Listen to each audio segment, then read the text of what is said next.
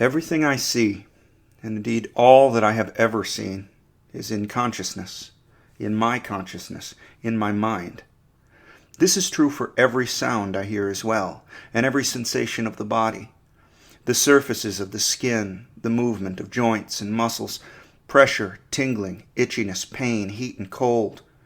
We have discussed how topographical maps in the cerebral cortex account for the orderliness of the visual field, the directionality of sound perception, the adjacency of one area of flesh to another.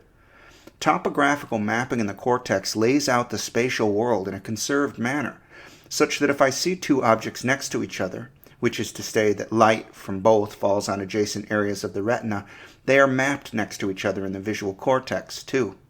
The somatosensory cortex, at the most anterior edge of the parietal lobe, just across a deep fissure from the motor cortex of the frontal lobe, has a map of the body. It is certainly a monstrous rendition, often called the sensory homunculus, but it is undeniably an ordered structure. Neurons responsible for perception of the foot are close to neurons responsible for perception of the ankle, for example. If we consider three different aspects of the phenomenal landscape, the visual landscape, the auditory landscape, and the somatic landscape, an immediate observation is that they overlay into a common perception of the world. They are related.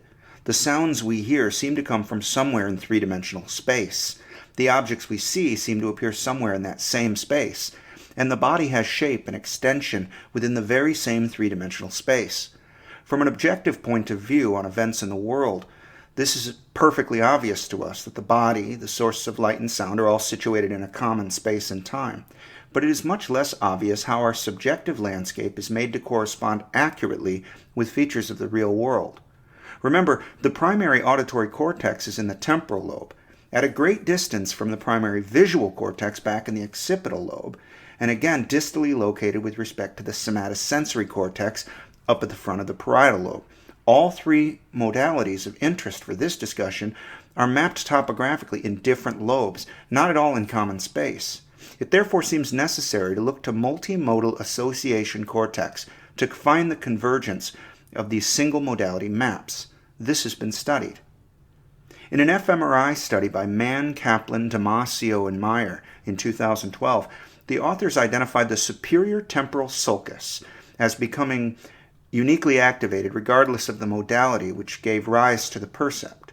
While in the fMRI, the subjects were presented with 5-second audio-visual clips, such as a church bell, a typewriter, or a pneumatic drill. The researchers also presented these clips with just the visual stimulus or just the audio. They found that the posterior part of the superior temporal sulcus showed content specificity, meaning that different perceived objects had different patterns of activation, and also importantly, modality invariance, meaning that the area became activated similarly when the same object was either seen or heard. They concluded that the posterior superior temporal sulcus, PSTS, functions in the recognition of objects through multiple different sensory channels. This implies that the PSTS represents the objects conceptually. In the discussion section of the paper they write, quote, "According to a neuroarchitectural framework proposed by Damasio, neuron ensembles in higher order association cortices constitute convergence-divergence zones, CDZs, which register associations among perceptual representations from multiple sensory modalities. Due to the convergent bottom-up projections they receive from early sensory cortices, CDZs can be activated, for instance, both by the sight and the sound of a specific object. Once activated, the CDZs can reinstantiate the associated representations in different sensory cortices by means of divergent top-down projections. This reinstantiation of activity patterns in early sensory cortices distinguishes the CDZ framework from other models that posit non-specific modulatory feedback mechanisms. In brief, according to the CDZ framework, the bottom-up processing of sensory stimuli would be continuously accompanied by the top-down reconstruction of associated patterns in different modalities." Unquote. Whether or not the discovery of the modality-independent function of the PSTS provides strong evidence for Damasio's convergence-divergence zone framework, the hypothesis is an interesting one, and it seems to me that something quite like it should be expected in order to account for the common mapping of space that we experience in common across different modes of perception. The following passage is taken from the previous episode. I said, quote, "Here in the common space of a unified conscious mind are Hume's cause and effect, resemblance and contiguity in time or space. Here are not only percepts, but ideas about percepts. Language is the capacity to give name to the qualia, to describe how they interact or what they signify. Religion is belief about qualia, their transcendent symbolism, and so on. Abstract thinking enables the percepts to be quantified, added up, or multiplied, or laid out into logical arrangements. Creativity is the capacity to do novel things with the percepts, to imagine them and visualize them, to analogize. All of these cognitive capacities seem to be behaviors that we can engage in. We can thus manipulate the world of perceptual and conceptual things with the tools of cognition, just as we can manipulate the material world with our hands and teeth," unquote. In that section, I drew the distinction between consciousness and cognition, between, for example, perceptual experience and acting on what is experienced by using the tools of attention and thinking. In principle, we should be able to be conscious even if all such tools are disabled. Here, I think the phenomenon of dreaming is instructive. In dreaming, the frontal cortex shows reduced activity, which accounts for the fact that we do not act out our dreams. Remember, the primary motor cortex, as well as the premotor areas, are located in the frontal lobe. Recall as well that the frontal cortex is critical for executive functions and attentional control. In agreement, the experiences we have in dreams have a kind of spectator aspect. Things happen beyond the control that we enjoy in waking life. Thinking rationally and carrying out plans is very difficult. I find that I cannot dial a telephone number, for example. I become frustrated by such a task, but sadly, it never occurs to me that I must therefore be dreaming. A notable exception to this incapacity is in the realm of language production. I can speak quite effectively in my dreams. In fact, I sometimes have conversations in near fluent Italian in my dreams. I note, too, that people talk in their sleep more often than they otherwise act out. I suspect that this is because the comprehension and expression of language are situated in parts of the temporal lobe, not just the front. My daughter frequently talks in her sleep, probably to the people of whom she is dreaming. Her words are sensible. I can understand her fine, but she can't hear me if I respond to her, answering the question she's just posed aloud. We learned from Christof Koch in previous episodes that the primary visual cortex is not necessary for experiencing vision in dreams. In The Quest for Consciousness, he wrote, quote, "When volunteers are deprived of sleep for one night, and their cerebral blood flow is monitored using positron emission tomography while they catch up on their sleep the next night, a more nuanced picture emerges. The activity pattern of the dreaming brain has a unique signature, quite distinct from the awake brain. In particular, V1 and directly adjacent regions are suppressed compared to slow-wave sleep, while higher-level visual areas in the fusiform gyrus and the medial temporal lobe are highly activated. These latter structures can thus be assumed to mediate the sensation of seeing events unfold during dreaming. Patients who lose their primary visual cortex to strokes continue to experience visual dreams, providing additional evidence that activity in V1 is unnecessary for dreaming," unquote. So it would appear that consciousness is quite present when only parietal, temporal, and occipital association areas are functioning fully.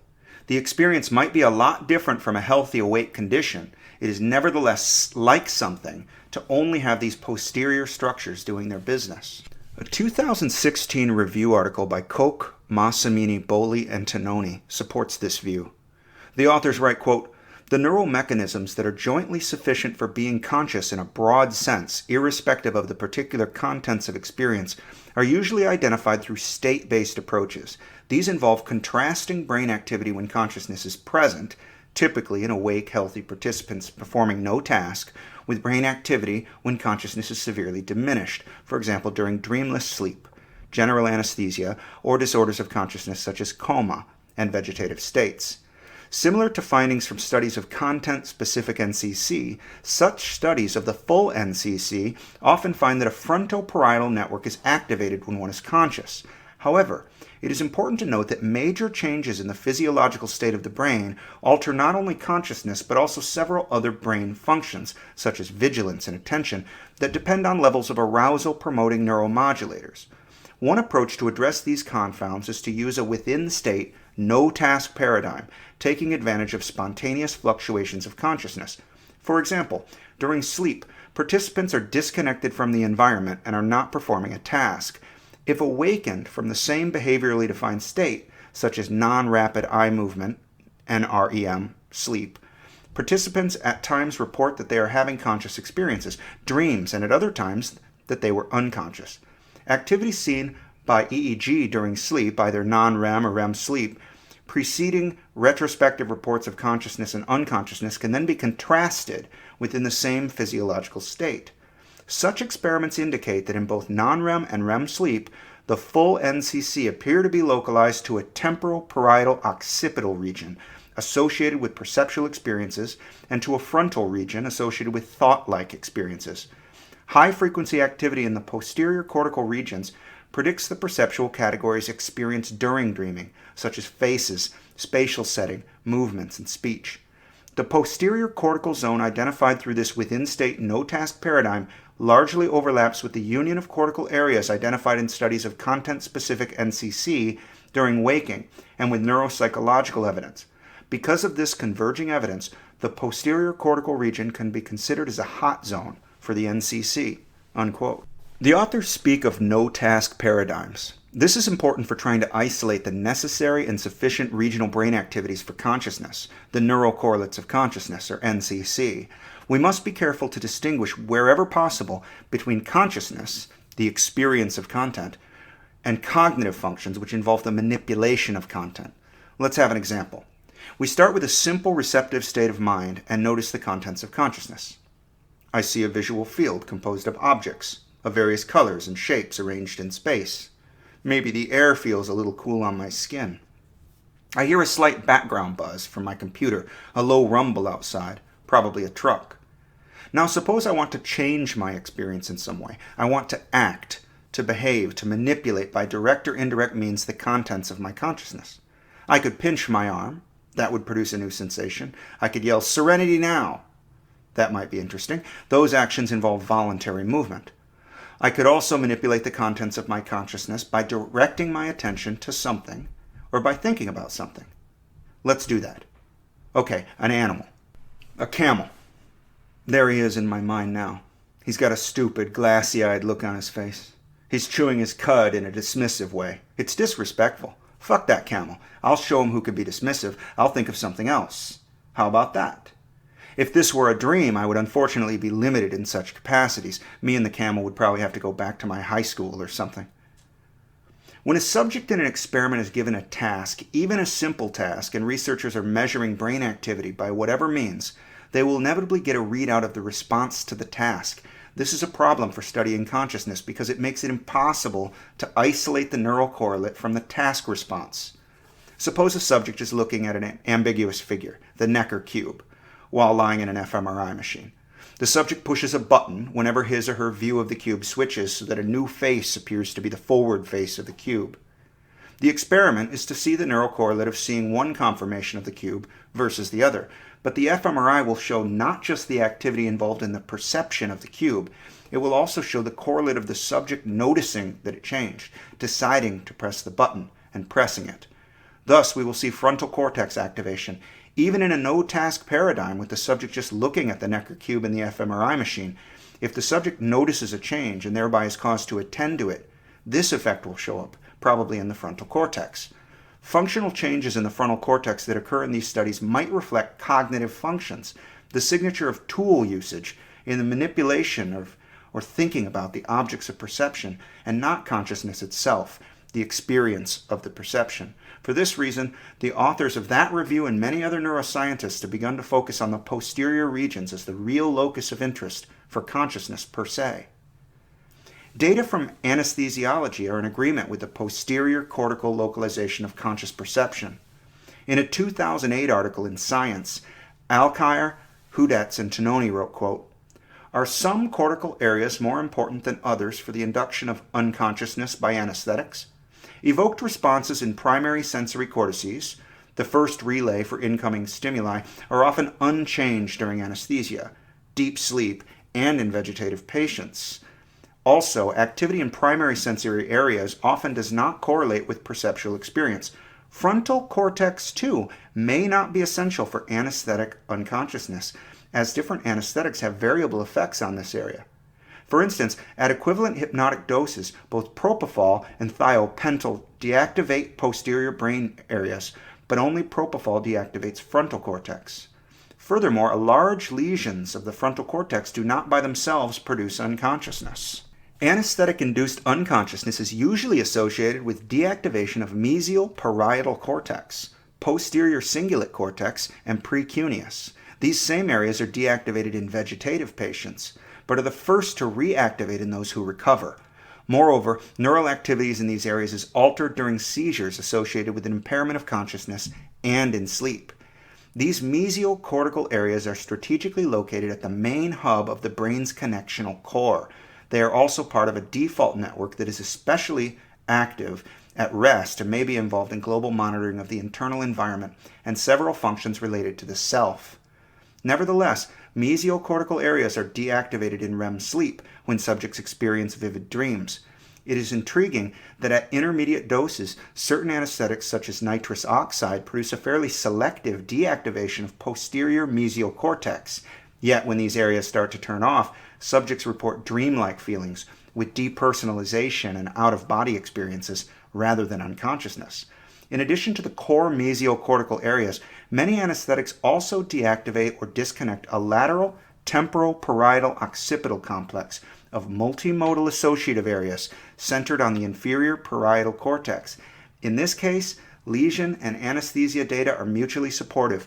Patients with bilateral lesions at the temporal-parietal occipital junction show no sign of perceptual experience, despite a flurry of undirected motor activity, a condition called hyperkinetic mutism. Thus, a complex of posterior brain areas comprising the lateral temporal-parietal occipital junction and perhaps a mesial cortical core are the most likely final common target for anesthetic-induced unconsciousness." Unquote. Evidence suggests that the posterior cortical region, then, is the best place to look for the overlapping multimodal coordinated map that we experience as space around us. The body representation seems to occur on that same map. The way objects on the map look, compared with the sounds they make, for example, suggest a multidimensional geometry. But the space itself as we experience it is undeniably a three-dimensional one.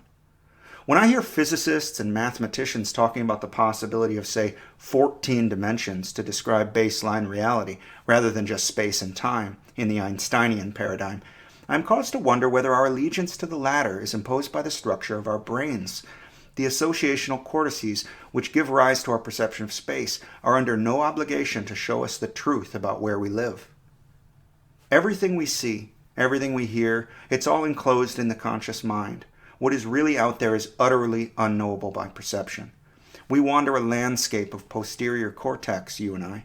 When something appears over there picks out a place in the parietal cortex, not a place somewhere in the outside world. We are looking around, listening to events, smelling and tasting and interacting with the objects of a posterior cortical landscape. It is a matter of faith that this integrated cortical system is producing a miniature version of a world outside, that the hand I lift before my face is a copy of a real thing out there in the world, as well as an event in the brain.